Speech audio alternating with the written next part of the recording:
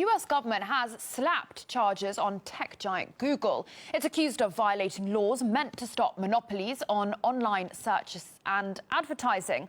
The lawsuit is one of the most significant legal challenges to a tech company in decades. Google's conduct is illegal under traditional antitrust principles and must be stopped. Google has long been the gatekeeper to the internet, with monopolies in general search and search advertising. These are the cornerstones of its trillion-dollar empire. Google unlawfully maintains these monopolies through a web of exclusionary and interlocking agreements that shut out competitors. On that issue of monopoly, actually, it's thought Google holds 88% of the US search market, with 94% of all mobile searches occurring on its services.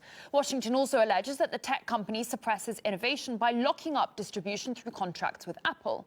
Political analyst Dave Perkins says this looks a lot like history repeating itself. Well, for its part, Google believes the lawsuit is deeply flawed and will only hurt consumers by pushing them to, in its opinion, of course, inferior rivals. People use Google because they choose to, not because they're forced to, or because they can't find alternatives.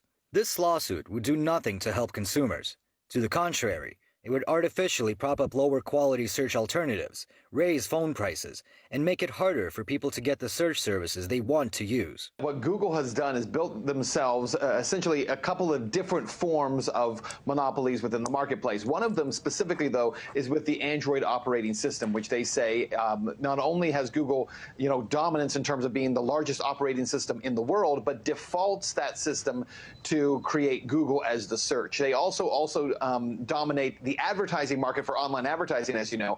About 80 to 90% of all online advertising goes directly through Google. And so the idea is that Google has used and optimized its search engine, its Android operating system, to be able to create market dominance. And it's not necessarily because the public loves Google so much as it is the fact that Google has found a way to make themselves really the primary search engine online when it comes to a mobile device.